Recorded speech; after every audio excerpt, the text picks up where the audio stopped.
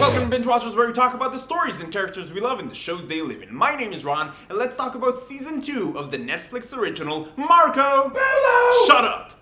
Quality humor here at Binge Watchers. Season 2 of Marco Polo continues to follow a wide cast of characters through the political maze that is the Mongol Empire. At any given moment, you have multiple stories all going on at once. You have people trying to dethrone the Khan and take his place, you have political and religious factions inciting war, and you have personal struggles between lovers or family members. Like most period epics, the story is big. Lots of places, lots of characters. The story picks up pretty much where Season 1 left off. Kublai is set on expansion and his quest to be the emperor of everything, pretty much. The core of Season 2, much like another show where a throne is a powerful plot device, is different people or different factions wanting the throne of the Khan, or Khanate. The best thing about this season for me was the same thing that was the best thing for me in Season 1.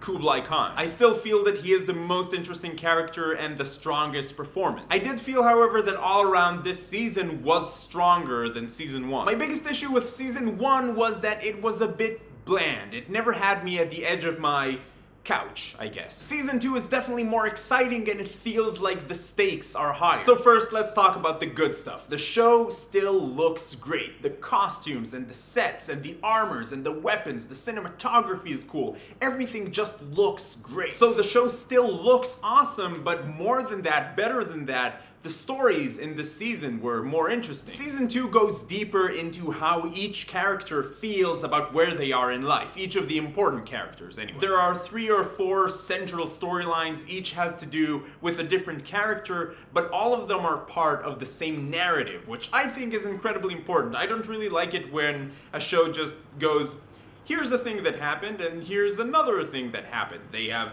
absolutely nothing to do with each other, but now you know. Interestingly, the character that gets the least introspection is Marco Polo. He's kind of cast aside for most of the season, which is a bit of a shame because he is sort of an interesting character. I mean, he's a very conflicted character, and there's a lot of questions that you can ask about how he feels and where he is that the show can tackle. Like, why is he still loyal to Kublai? Would he prefer to go home? How does he feel about his father, and how does he really feel about Kublai? The show does definitely answer some of those questions, but in small doses, and there's no doubt that Kublai Khan would have been a way more fitting name for this show. There's even a story in this season about the frailty of the human mind when you're put in an impossible situation, which I loved because we rarely get to see stuff like that in these epic big shows. There's always something huge going on, so we don't have time for a very, very personal story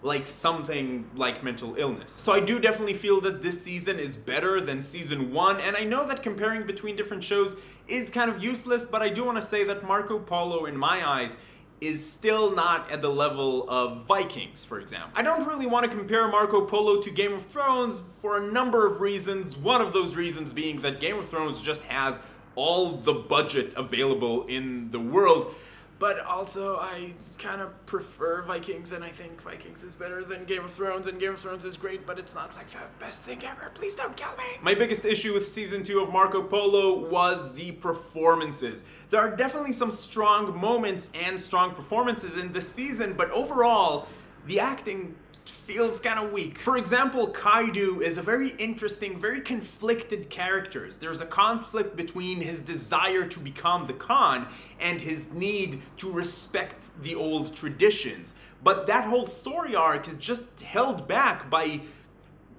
cheesy delivery.